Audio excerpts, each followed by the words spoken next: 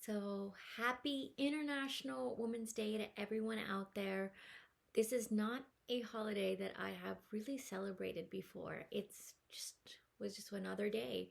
But this year I've been particularly a little bit more fascinated and interested by it, a little bit more celebratory. I texted all of my friends, all of like the strongest women I know, and wished them a happy Women's Day. And I guess in doing so, I realized that I had to make a confession.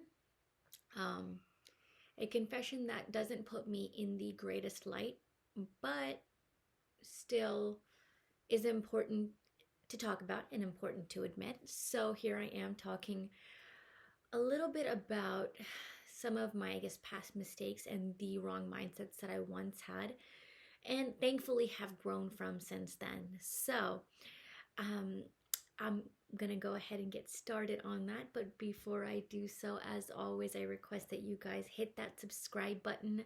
We're getting again very, very close to that 1,000 subscriber milestone, and each and every person that subscribes helps to make putting more videos out there a reality, and not just a reality, but also helps me to realize like I'm on the right track with the type of content that I'm creating. So, if you're interested in just very intimate conversations about marriage and motherhood, mental health, being a woman, being a Muslim, being a Pakistani American, any of the above, please hit that subscribe. So, again, in honor of International Women's Day, I just began to start thinking a lot more about my life growing up as the first daughter in a immigrant household, so in a Pakistani American household. And I was very sheltered. My parents were extremely overprotective of me. Like, be home by 6 p.m. or 7 p.m. in high school kind of strict on me. And it wasn't the same for my sister, nor was it the same for my brother. Again, being brothers, being again the firstborn, and then being a daughter on top of that, there was a very tight hold. And then in my first relationship too, it was with someone who was very misogynistic, very controlling. So you paired my experience with that plus being in a controlled household. I was always controlled, and I think part of me just hated being a girl growing up. And in fact, I had kind of tomboy features, or I was kind of a tomboy throughout growing up.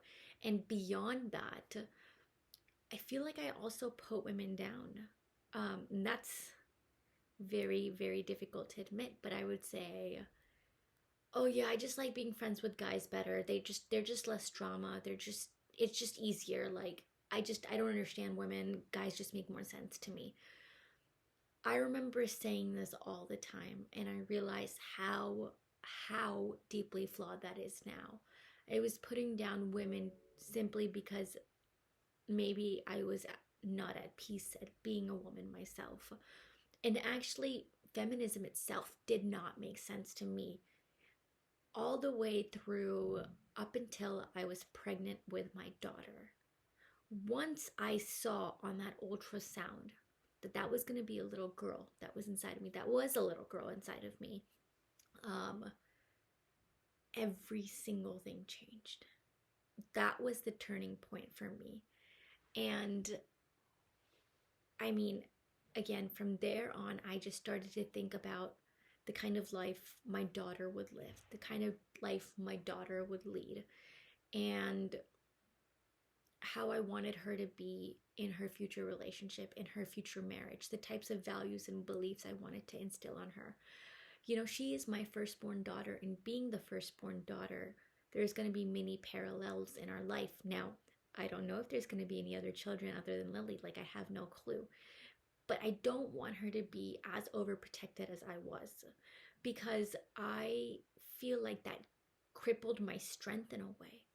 See, I have the most mental health issues out of anyone in my family, and I'm self-proclaimed the weakest one in my family. Like, if anything bad ever happens, if anything stressful ever happens, I'm the one that's like crumbling the fastest, and I want to raise my daughter to be stronger than I am. And I want her to feel like being a woman is comes from a place of strength and not a place of being controlled.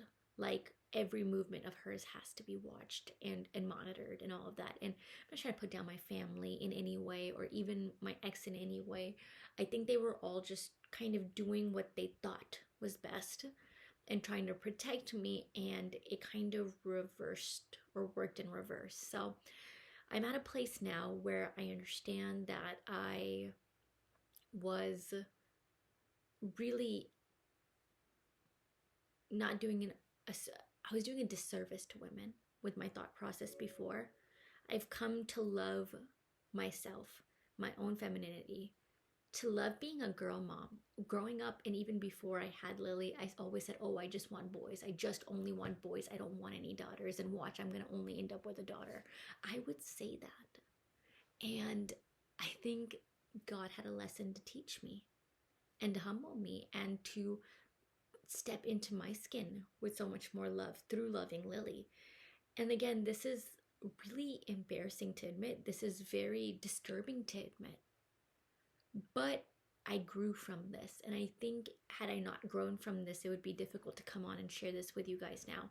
But it's helpful now to be in a place where I have changed. And I hope that slowly, as a society, we all shift towards appreciating women more, to equalizing women more.